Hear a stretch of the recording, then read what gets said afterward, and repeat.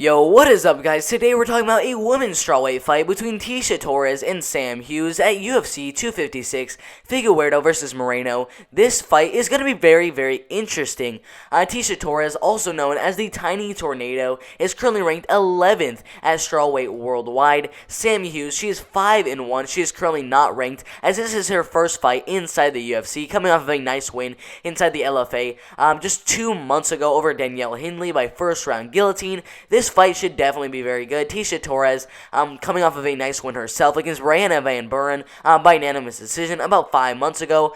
They both have similar ages, 31 years old for Tecia Torres. I believe Sam Hughes is about 28 and a half years old. So age definitely won't be playing a factor in this fight. Tecia Torres, 11-5. She is currently a huge favorite to win this one. Currently sitting around minus 505 as the heavy favorite to win this fight. Sam Hughes, I believe, is sitting around plus 400 as the moderate underdog to win this fight. There's definitely a height and reach advantage, though, for Sam Hughes in this one, as she is 5'5" tall and has a reach of 64.5 inches. Tecia Torres is 5'1" tall, 4 inches smaller, and has a 61-inch reach. So there are definite advantages there for Sam Hughes in this fight. Alright guys, so as I said at the beginning of this video, Tecia Torres is currently the minus 500 heavy favorite to win this one. Sam Hughes plus 400. Heavy underdog to win this one. And if you look at the Tapology predictions, 88% of the votes out of 1,300 different votes are going for Tecia Torres to win this fight, mainly by unanimous decision. Some people do think she's going to get a submission, or even a knockout in this one. I definitely think this fight is going to go all the way, no matter what happens in this fight. 12% of the vote are going for Sam Hughes to win the fight, mainly by unanimous decision. And then obviously there are some people that think that Sam Hughes is going to get a submission in this one, and then a small group of people think Sam Hughes is going to get a knockout in this fight. Now, Tecia Torres, she was actually supposed to fight, I believe, Angela Hill. I honestly would have thought that Angela Hill would have won that fight against Tecia Torres, but Angela Hill obviously ended up getting positive for COVID-19, and now Tecia Torres is taking on Sam Hughes on short notice. This is definitely going to play a huge factor into who wins this fight. Tecia Torres was supposed to be fighting a top 10 women's strawweight in the world. Sam Hughes wasn't supposed to be fighting anyone about a week ago. So this is going to be a huge adjustment for Sam Hughes to be fighting Tecia Torres inside the UFC, making her UFC debut against a top 10 women's strawweight in the world. Should be an amazing performance from both of these fighters in this one. But now let's look at Tecia Torres' record. And at the start of her career, I mean, she did very good. She started with a decision win over Kiana Rain, a decision win over Paige Van Zandt, and then a decision win over future title holder Rose Namajunas, as she ended up beating her by unanimous decision, giving Rose her first ever pro MMA loss.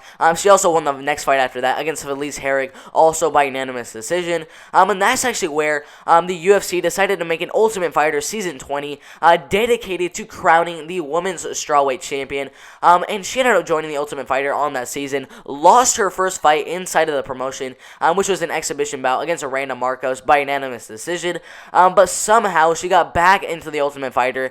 They invited her back, and she got a nice win over Bec Rawlings, also an exhibition bout, won that one by unanimous decision, and then she fought Carla Esparza, another future strawweight champion, and if she won the fight against Carla Esparza, she would have ended up fighting Rose Namajunas for the second time, to see who would get that women's strawweight belt, but she ended up losing that fight to Carla Esparza and did not get that chance to go into a title shot for that women's strawweight belt, and Carla Esparza ended up going on to beat Rose Namajunas in their title fight, Carla Esparza becoming the first women's strawweight champion, and after that loss to Carla Esparza, she was still a top 4 women's strawweight in the world, and she ended up getting a shot on the Ultimate Fighter 20 finale, where she got a unanimous decision win over Angela Magana, and in her UFC debut, she ended up fighting Angela Hill, a top 10 women's strawweight at the time of this recording, and she won the fight by unanimous decision, giving Angela Hill her first ever pro MMA loss, and then she ended up winning her next fight as well by unanimous decision, but then in her next fight,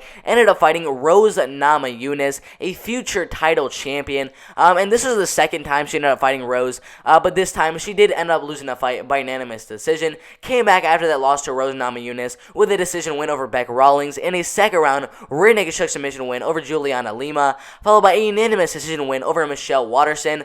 But that's where her career started to fall off a bit, as in her next fight against Jessica Andrade in a co-main event at UFC on Fox 28, ended up losing the fight by unanimous decision, lost her next fight as well to Joanna Jędrzejczyk, also by unanimous decision, and her fight after that to Weili Zhang, also by unanimous decision. And if you notice, Jessica Andrade, Joanna Jędrzejczyk, and Weili Zhang are all women's strawweight champions, so she was facing some very, very good competition, but she ended up losing the next fight as well, also to Marina Rodriguez by unanimous decision, and then came back recently here in June with a nice win over Brianna Van Buren by unanimous decision, and looks to get a second win in a row against Sam Hughes at UFC 256.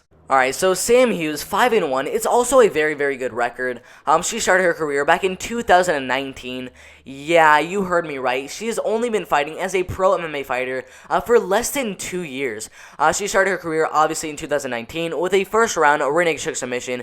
She joined XKO, where she got a second round knockout win over Lauren Benjar and a first round armbar submission win over Bethany Christian, which got her a shot inside the LFA, where she got a unanimous decision win over Lisa Malden. Lost her next fight in a main event at LFA 85 against Vanessa Demopoulos, who's also in the UFC right now, but she lost that one by fourth round inverted triangle choke submission, and then came back with a nice first round guillotine choke submission over Danielle Hindley, and she's getting this short notice fight against Tecia Torres at UFC 256. This should be a very interesting fight. No, I definitely think this fight's going to stay on the feet. A lot of people think this could be an upset, that Sam Hughes is going to get the fight to the ground, dominate the fight on the ground. But really, I do not think that's going to happen whatsoever. Tecia Torres, you all know her as the Tiny Tornado, and if you don't know why that is her nickname, she keeps the fight on the feet, and she throws bombs. That's why her name is the Tiny Tornado, because she's 5 foot 1 inch tall, and can knock you out at any point in the fight. Do I see a knockout happening in this one? I give it maybe a 10% chance that we see a knockout from Tecia Torres, but I do think this fight's going to go all the way, and I have Tecia Torres winning the fight 30-27 on all 3 judges' scorecards, winning the fight by unanimous decision. Alright guys, if you agree with that prediction of Tecia Torres winning the fight by unanimous decision, or maybe you don't agree with that prediction and you think Tecia Torres is going to get a knockout, maybe a submission, or you're going with the upset in this one and have Sam Hughes winning the fight, just put your predictions in the comment section below. I would love to see what all of you guys think. If you like this video, make sure to hit that like button. It really helps out with the YouTube algorithm. And make sure to hit that subscribe button and turn on those post notifications, because I post videos almost every single day. I do UFC predictions, Bellator predictions, LFA predictions, Contender Series predictions, Invicta FC predictions, and soon I'm going to be doing some Cage Warriors, Titan FC, maybe some CFFC, some KSW, and Ryzen predictions. There are so many predictions out there that I can do. So if you want to see more of my predictions almost every single day, make sure to hit that subscribe button. It has been a very fun video. It's going to be a very good card, even though there's only 10 fights on it. But yeah, hit that subscribe button. It's been fun. I'm out of here.